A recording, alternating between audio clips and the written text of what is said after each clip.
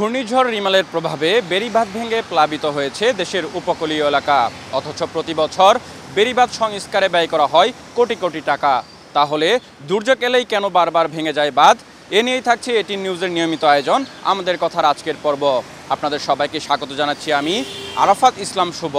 মূল পর্বে যাওয়ার আগে চলুন দেখে আসি এ বিষয়ে এটিএন নিউজে প্রচারিত একটি প্রতিবেদন।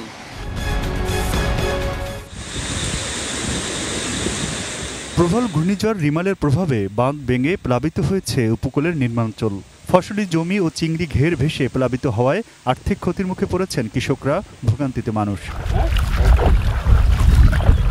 ঘূর্ণিঝড় আইলে 2009 সালে খুলনা ও সাতক্ষীরা উপকূলের 76 কিলোমিটার বাঁধ পুরোপুরি এবং 362 কিলোমিটার বাঁধ আংশিকভাবে ধসে পড়ে। পরে স্থানীয়ভাবে এসব বাঁধ মেরামত করে পানি উন্নয়ন বোর্ড, কিন্তু কিছুদিন পর আবার বাঁধ ধসে প্লাবিত হয় জনপদ। এবার ঘূর্ণিঝড় রিমালের তাণ্ডবে ওয়াবদা বেড়িবাঁধ ভেঙে খুলনায় উপকূলীয় উপজেলা কয়রা, পাইকগাছা, দাকুব, ডুমুরিয়া ও বটিয়াঘাটার ব্যাপক ক্ষয়ক্ষতি হয়েছে। বাগেরহাটে বেড়িবাঁধ ভেঙে 60টি গ্রাম প্লাবিত হয়েছে। জোয়ারের পানিতে পটুয়াখালীর রাঙ্গাবালি এবং নীলগঞ্জে বেড়িবাঁধ ভেঙে 27টি গ্রাম প্লাবিত হয়। এভাবে প্লাবিত হবার পরে সংস্কারের নামে বাঁধ নিয়ে শুরু হয় সীমাহীন লুটপাট। ফলে কোটি কোটি টাকা খরচ করেও সুফল মেলে না দুর্যোগের সময়। উপকূলীয় মানুষের ভোগান্তিও শেষ হয় না। বিশেষজ্ঞরা বলছেন, নিম্নমানের কাজ, নকশায় ত্রুটি ও দুর্নীতির কারণে বেড়িবাঁধ টেকসই হয় না। সাইক্লোনের সিগন্যাল দিলেই কি আমি বাঁধ দেখতে যাব না? সারা বছর দেখব না? এবং বাঁধটা তাদের একটা পুঁজি, তারা এটাকে ধরে আগাতে চায়, রোজগার করতে চায়।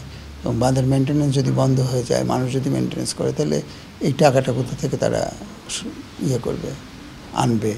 তো সেটা একটা বড় কায়েমি স্বার্থটা বড় কথা আর কি। জনগণকে সম্পৃক্ত করে বেড়িবাঁধ নির্মাণ ও রক্ষণাবেক্ষণ করতে পারলে খরচ কমে বেড়িবাঁধ আরও টেকসই হবে বলে মনে করেন এই বিশেষজ্ঞ। আমাদের পলিসির ভিতরে একটা চেঞ্জ আনতে হবে। সেটা হলো জনগণকে ওই বাঁধের যারা উপকারভোগী তাদের উপরে ছেড়ে দিতে হবে এই বাঁধটার নির্মাণ এবং এর রক্ষণাবেক্ষণ।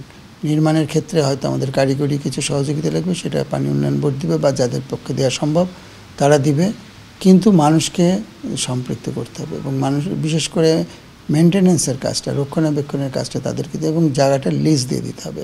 মানুষ বসবাস করবে বাঁধের উপরে। আমাদের অনেকের ধারণা আছে মানুষ বসবাস করলে বাঁধ নষ্ট হয়ে যাবে, কিন্তু আমাদের সামনে দুটো উদাহরণ আছে। বাঁধ এক ফোঁটা নষ্ট হয় না, বরং বাঁধ আরও শক্তিশালী হয়। Aminul Islam, ATN news, Dhaka. দর্শক, এতক্ষণ আমরা প্রতিবেদনটি দেখছিলাম। এখন চলুন শুনে আসি এ বিষয়ে সাধারণ মানুষের মতামত। প্রজেক্ট যখন নেওয়া হয়, এই প্রজেক্টের ব্যাপারে প্রাক্কলন থেকে তৈরি করে ওই টাকা পাস হওয়া পর্যন্ত সংশ্লিষ্ট কর্মকর্তাদের খুব তদারকি থাকে, কিন্তু যখন প্রজেক্ট বাস্তবায়িত হয় তখনই কর্তব্য ভুলে তারা স্বার্থে চলে যায়। আর যাওয়ার কারণেই অধিকাংশ প্রজেক্টগুলো যেভাবে কম্প্যাকশন হওয়ার কথা ছিল, যেমন বাঁধের যে system layer by layer compact করে তুলতে হবে, কিন্তু দেখা যায় লেয়ার বাই লেয়ার তোলা হয় না। পাশের থেকে ওই এক্সকাভেটর দিয়ে মাটি দিয়ে খাড়া করে দাঁড় করায় দিয়ে একটা বাঁধ দাঁড় করানো হয়, যেটার কম্প্যাকশন নেই, যেটা লংজিভিটি নেই। প্রাকৃতিক দুর্যোগ তো আমাদের দেশে বারবার হয়। এখন এইটা পার্মানেন্ট একটা সলিউশন দরকার। সরকার তো চেষ্টা করে, কিন্তু ওখানে ওই বাঁধ যে ভাঙে, এই বাঁধটা পার্মানেন্টলি রিপেয়ার করা যায় কিনা। পার্মানেন্টলি রিপেয়ার করা সম্ভব যদি হয়, তাহলে এই প্রাকৃতিক দুর্যোগ থেকে আমরা কিছুটা রক্ষা পেতে পারি। এটা আসলে অবশ্যই তো এখানে কোয়ালিটির বিষয় একটা আছে। বারবার যেহেতু দেয়া হচ্ছে এবং ভেঙেও যাচ্ছে, এখানে কোয়ালিটি অবশ্যই একটা ম্যাটার করে। তো এটা বিষয়টা অবশ্যই সরকারকে দেখানো উচিত যে সরকার যেহেতু বাজেট করতেছে, তার মানে তো সরকারের তো ইচ্ছা তো অবশ্যই আছে। এখানে কাদের এটা ইচ্ছাটা নেই, তাদেরকে আসলে বের করতে হবে। বারবার করলে কাদের লাভ হয় সেটা সরকারকে বের করতে হবে, তাহলে আশা করতেছি একটা ভালো রেজাল্ট আসবে। বারবার যাতে না করা লাগে, যাতে দুর্যোগ আসলে তো একটা জনসাধারণের একটা দুর্ভোগ, এটা যাতে ভবিষ্যতে না হয়, এটা আমরা সরকারের কাছে বিনীত আবেদন করব। আমার মনে হয় এটা ভেঙে যাওয়ার কারণ হচ্ছে প্রয়োজনীয় রক্ষণাবেক্ষণ হচ্ছে না। কারণ বেড়িবাঁধটা আসলে অনেক দিন আগে তৈরি হয়, একটা নির্দিষ্ট সময় পরে ভেঙে যাচ্ছে। দ্যাট মিনস একটা লং টাইম এটা কোনো পর্যবেক্ষণ বা রক্ষণাবেক্ষণ হওয়ার কারণে এই জলোচ্ছ্বাস বা ঘূর্ণিঝড় আসলে এটা ভেঙে যাচ্ছে। আমার মনে হয় এটার জন্য পর্যাপ্ত রক্ষণাবেক্ষণ এবং এটা যদি দেখার জন্য একটা আলাদা সেল গঠন করা হয় সরকার থেকে, ইট উইল বি বেটার। ঘূর্ণিঝড় রিমালের যে তাণ্ডব বাগেরহাটে চলেছে, তাতে বেশ কিছু বেড়িবাঁধ ক্ষতিগ্রস্ত হয়েছে।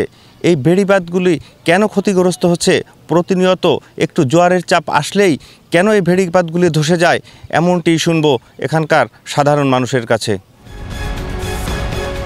আমাদের রাস্তা ডুবে পানি যে অনেক পানি গেছে, পানি যাওয়ার পরে রাস্তা ডুবার থেকে ওইখান থেকে বালি দেওয়া ছিল, দুই পাশে বস্তা দেওয়া ছিল, সত্যি বালি সত্যি পানি যে একদম রাস্তা ভেঙে 20-30-40 হাত ভেঙে আমাদের বাড়িঘর দুয়ার তলায় অনেক ক্ষতিগ্রস্ত হয়েছে। আমরা ঘের বেড়ি তো ক্ষতিগ্রস্ত হয়েছে, বাড়িঘর দুয়ার ঘরের ভিতরে পানি উঠে গেছে, ঘরে থাকার কোনো পরিবেশ নেই, বউ ছেলে মেয়ে নিয়ে যাবো কোথায়, এরকমের একটা আতঙ্কে ছিলাম যে যদি 10 ফুট পানি হওয়ার কথা আর আলটিমেটাম দিছে খবরে, যদি এটা হয় তাহলে তো আমরা বিপদে পড়ে যাবো। আমাকে অফ দ্য এখনো কমপ্লিট হয়ে 5 টাইপ ওগুলো কিছু না, মনে করেন এই জায়গায় কাজ অসম্পূর্ণ থাকলে এই জায়গায় 8-9 জনের দরখাস্ত দিছে, সেই জন্যই কাজটা স্থগিত রয়েছে। এই কাজটা যদি হয়ে যেত তাহলে আমাকে এই দুর্ভোগে পড়া লাগতো না। এই দরখাস্তের জন্য আলগে এই কাজটা বন্ধ হয়ে যায়, তার জন্য আলগে এই ক্ষতিটা আমাকে এই তাকে জাগার পদ্মের নিয়ে অবদা যাবে, তাকে টাকা দিতে হবে, সেই জন্য তারা দরখাস্ত দিছে। আমরা যে সময় ঝড় উঠেছে মেম্বার আমরা সে সময় সব বসা আর অফিসই সারা রাত আমরা ভাড়া দিছি। শেষ রাতের দিকে এসে দেখি নদীতে তুবন উঠেছে, আমরা দাঁড়া রয়েছি, সেই অবস্থায় তুবনে ভেঙে গেছে। ভেঙে গেলে তো করোনার কিছু নেই, সব গ্রামবাসীকে জানা দিছি, মোটামুটি পানি উঠে ক্ষয়ক্ষতি সব হয়েছে। বাঁধ ভাঙার বিষয় জানাচ্ছেন এই কুড়িগ্রামের মানুষ, সাধারণ মানুষ কি বলছেন তাই জানাচ্ছি আমি ইউসুফ আলমগীর। চতুর্পাশ দিয়ে 2 সাইডে গর্ত করে, পানি উন্নয়ন বোর্ডের লোকজন এটা দেখাশোনা করে না, এই কারণে হালকা পানি আসলেই ভাঙি যাচ্ছে।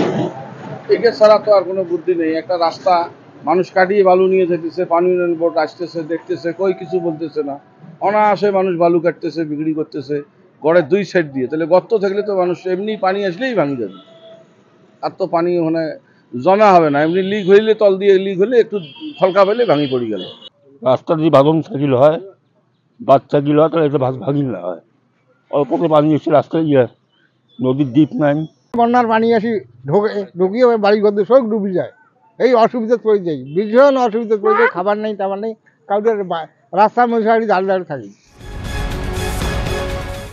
প্রিয় দর্শক, এই ছিল আমাদের কথার আজকের আয়োজন। আগামী পর্বে দেখা হবে নতুন কোনো বিষয় নিয়ে। সে পর্যন্ত সবাই ভালো থাকুন, সুস্থ থাকুন, আর চোখ রাখুন এটি নিউজের পর্দায়।